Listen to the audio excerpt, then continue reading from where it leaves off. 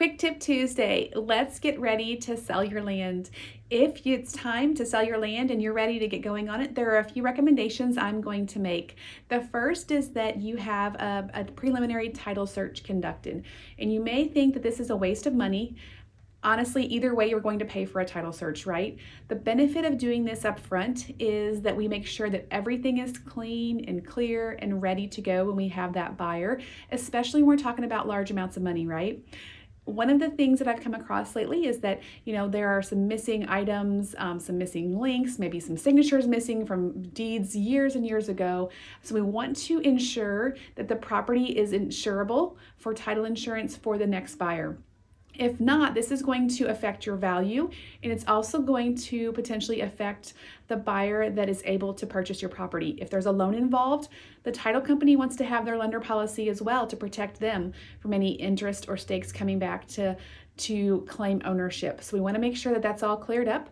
The second reason for a preliminary title search would be to make sure that there are no encroachments, that all of the easements or access and right-of-ways are cleared away, squared away, and we make sure that everything is good. The last thing we want to be doing is negotiating any encroachment or boundary issues, or trying to obtain easements when we're under the gun, under contract, and trying to get to closing. That makes everyone's emotions really high, and sometimes it makes negotiations with those neighboring properties more difficult. The next item I'm going to recommend is to have a survey. If you are selling off your acreage, it's important that the agent knows what they're showing to that next buyer and that the buyer knows and understands what they're getting. There is a difference between what you actually own and sometimes what the assessor is going to assess taxes on.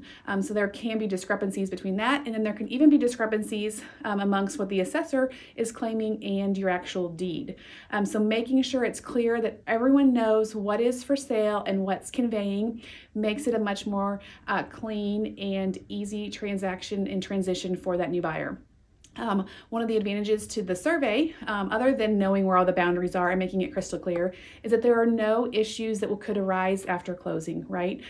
So we don't sell a piece of property to a buyer and then they have it surveyed a year or 2 years or whatever after closing to realize that there's a discrepancy or they're short some acreage. So that's not a good situation that anyone wants to be in. So we just want to make sure that when we're selling land, since it is a unique asset, that we are clear on all facets of the title and making sure that we can clearly and easily convey that to the next buyer, and that we aren't doing renegotiations mid-contract that become more emotional and more costly. So if I can answer any questions, don't hesitate to call, text, message, comment below, or stop by and see me. Talk to you soon.